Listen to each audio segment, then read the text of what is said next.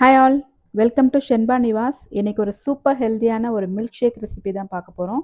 இதுக்கு நான் ஒரு 10 பாதாம், 6-7 முந்திரி, 6-7 பிஸ்தா, 4 டேட்ஸ் இது எல்லாத்தையும் நான் ஒரு ஹாஃப் அன் ஹவருக்கு முன்னாடி ஊற வச்சுருக்கேன். இதை நீங்கள் ஓவர் நைட் சோக் பண்ணாலும் இன்னுமே ரொம்ப நல்லாயிருக்கும். வால்நட் இருந்தால் அதையும் ஆட் பண்ணிக்கோங்க. இன்றைக்கி நான் வால்நட் ஆட் பண்ணல. அது கூடவே அதை நான் ஒரு மிக்சர் ஜாரில் ஆட் பண்ணிக்கிறேன். அது கூடவே நான் 2 பனானா எடுத்திருக்கேன். நீங்கள் எந்த பனானா வேணாலும் எடுத்துக்கலாம். நேந்திர பனானா எடுத்திங்கன்னா இன்னும் நல்லா ஹெல்த்தியாகவும் இருக்கும். 2 பனானா அந்த மாதிரி பிச்சு போட்டுக்கிறேன்.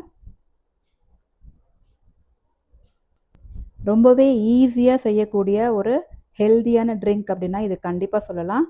Packed with so much of nutrients. இந்த ஒரே ஒரு கிளாஸ் குடிச்சிங்கன்னா உங்களுக்கு ஃபுல்லாக உங்கள் ஹோல் டே ஃபுல்லாக நீங்கள் எனர்ஜெட்டிக்காக ஃபீல் பண்ணுவீங்க. இது கூடவே நான் ஒரு கிளாஸ் பால் ஊற்றிக்கிறேன். ஸ்வீட்னஸ்க்காக ஒரு ஸ்பூன் ஹனி ஊற்றிக்கிறேன். ஆல்ரெடி ஸ்வீட்டாக தான் இருக்கும். உங்களுக்கு ஸ்வீட்னஸ் வேணும்னா சுகரோ நாட்டு சர்க்கரையோ ஆட் பண்ணாமல் ஹனி போட்டுக்கோங்க, ரொம்ப நல்லாயிருக்கும். ஸோ அவ்வளோதான், இதை அரைச்சிட்டு வந்துடுறேன். பாருங்கள் எவ்வளோ க்ரீமியாக ஸ்மூத்தாக சூப்பராக வந்திருக்கு. இந்த அளவுக்கு க்ரீமியாக இருக்கும், டேஸ்ட்டும் அல்டிமேட்டாக இருக்கும். டெய்லி நீங்கள் at least 1 glass of milk shake குடிச்சிங்கன்னா அவ்வளோ நியூட்ரியன்ஸ் இருக்குது இதில்.